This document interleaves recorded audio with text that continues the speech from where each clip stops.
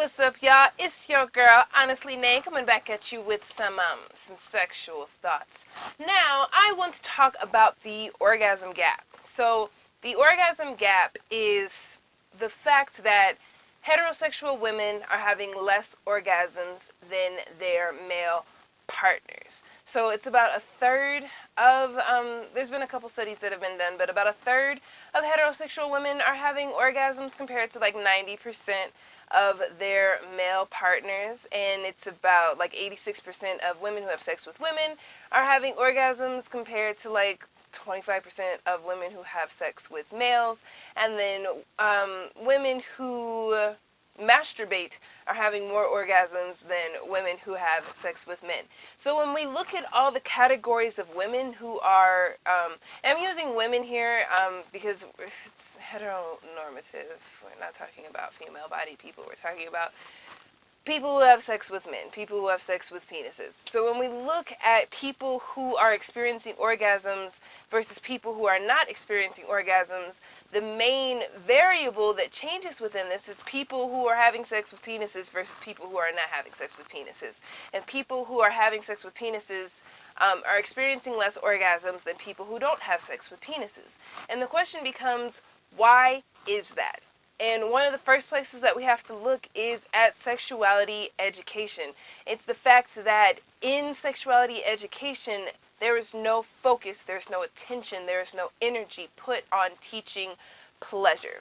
We spend so much time talking about condoms, and we spend so much time talking about pregnancies and STIs, but nobody gets around to saying, hey, one of the main reasons people have sex is because it's fun, and because it feels good, and because it brings people pleasure. And the fact that we're not letting these people who are having sex with men know that pleasure is one of the main foundations of the package, I feel like a lot of women who have sex with men are just complacent in the fact that you know that they're not going to be able, that they're not going to have an orgasm.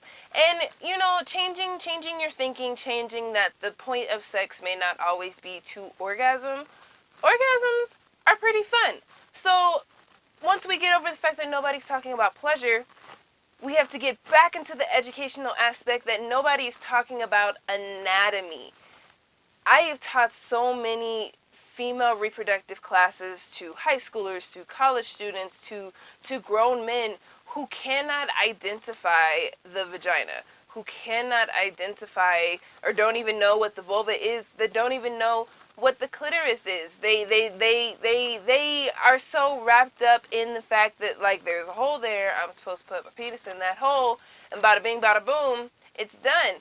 And what we have to understand when looking at anatomy is, especially looking at pleasure, the female body is the only body that has an organ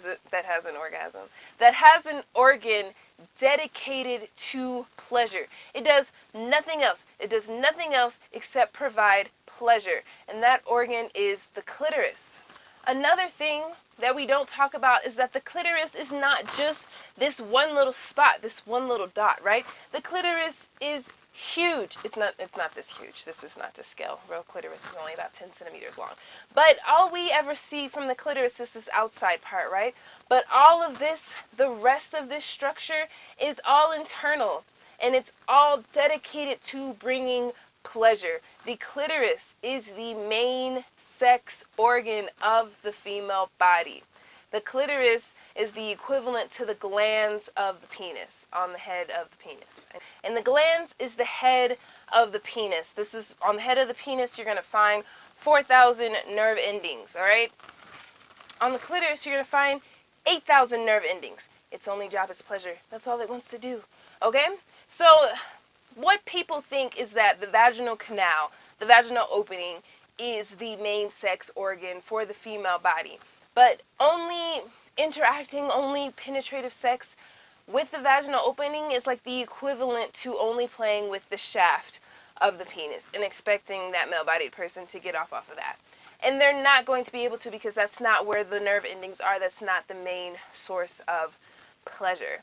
So we've got no pleasure-based education, and we've got people who don't understand anatomy, and we've got people who are not who don't know, right? So I can sit here and I can tell you, like, this is where the clitoris is, but then people are like, but like, I don't know how to do it. There's a lot of fear. There's a lot of fear in the new thing, right? And there's also a lack of foreplay.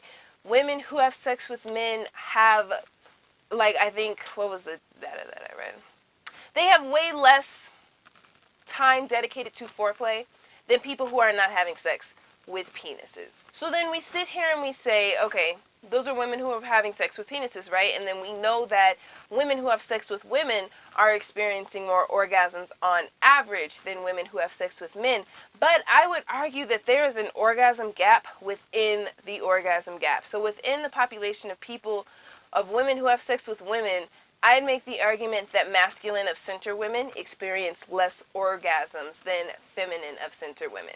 And unfortunately, I haven't been able to find any data about this because, nobody studies things that we're interested in. So if you identify as feminine of center or masculine of center, I really want to hear your orgasm stories. I really want this information. I really want to collect this data to see whether or not my thinking is correct. So here is my thoughts, that masculine of center women experience less orgasms than feminine of center women. And I think that this can come down to a couple of different reasons. So one of the biggest reasons that I hear of is the touch me not stud, right? So the touch me not masculine of center woman. That's a woman who does not want to be touched while they're having sex, and that can be like, don't touch my body, don't kiss me, don't blah blah blah, just like let me do this thing to you, let me bring you this pleasure, and I can get pleasure from just doing it to you, right? And I think that, some masculine of center women who identify as touch me nots are actually on like a spectrum of asexuality. And asexuality are people who may not, necessarily be interested in sex. So those may be people who may not necessarily be interested in their partner pleasuring them, but they get pleasure from pleasuring their partner. Say that 5 times fast. Now, I could also make the argument for some touch me not masculine of center women is that they have these gender roles stuck in their heads. It's really interesting in the queer community to see heteronormativity and gender binary play out. This idea that someone has to be masculine and someone has to be feminine. Someone has to be the man, someone has to be the woman. Someone has to wear the pants, someone has to wear the skirt. And they get so into these gender roles that they feel like they are not supposed to be having orgasms, right? They feel like they don't want to allow themselves to receive pleasure because of the faces that they might make, or the way that their bodies might react, or the sounds that they might make. Those will not be masculine sounds. Those will not be a thing that looks very masculine, and giving up that power, giving up that control is somehow seen as less masculine. So they're not experiencing orgasms because they're so wrapped up in this binarity that they won't let themselves have pleasure. Okay? Another reason I think a lot of masculine of center women are not having orgasms is because of the pillow princess, right? So the pillow princess is typically a feminine of center woman who does not reciprocate. Mostly oral sex, but does not reciprocate sex in general. So she wants to come over, she wants to lay her head down on that pillow, and I just knocked the penis over. She wants to lay her head down on that pillow, and she does not want to participate in anything other than her receiving pleasure. And a lot of pillow princesses, in my experience, have been women who are not fully secure in their sexual orientation. So they may be straight girls who are experimenting. They may be bisexual women who feel physically attracted to women, but not like, or just emotionally attracted to women, but not physically attracted to women. So that's why they're not willing to do that, or sometimes they're girls who maybe have an enthusiasm to do something but don't necessarily know what they're doing, so they don't do it for fear of failing at what they don't know how to do. Yeah. And I don't want to kind of like perpetuate the stereotype that, feminine of center women are all pillow princesses, because I know some femmes that will suck your soul out and then buy a car. Okay? Don't come for them. But I'm saying that that might be a blockage in the way of masculine of center of women having orgasms. Now, like I said, I searched, I couldn't find any real data that really looked to this. So I'm really interested in knowing this. So if you identify as masculine of sinner, if you identify as a touch me not, if you identify as feminine of sinner, if you identify as a pillow princess, if you have anything that can speak to kind of the information that I'm trying to gather, I want to hear from you, because I really want to know if there really is an orgasm gap within the orgasm gap, like I think that there is. So please send me an email, HonestlyNae@gmail.com. Check out my website, HonestlyNae.com, and let me know. Hit me up on any of my social media. All the places that you can find me are down below.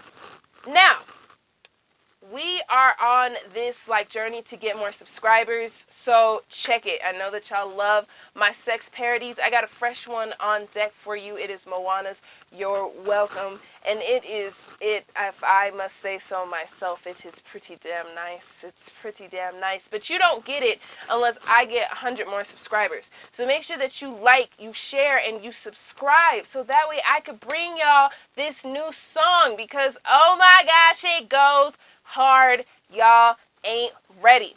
HonestlyNae is also looking for sponsors. We need sponsors because we need help. Immediately, the things that I need is I'm about to do a booth at a health fair. I have a vendor fee that I need to pay. I'm also about to go on the road to a couple of conferences, and eating is fun. So please, please, please help a sister out. If you donate $1 to $25, you get a shout out on the next video. If you donate $26 or more, you get a shout out on the next video. You get a personal thank you phone call from me, and you get first dibs on swag, because I have swag on its way. On its way, okay?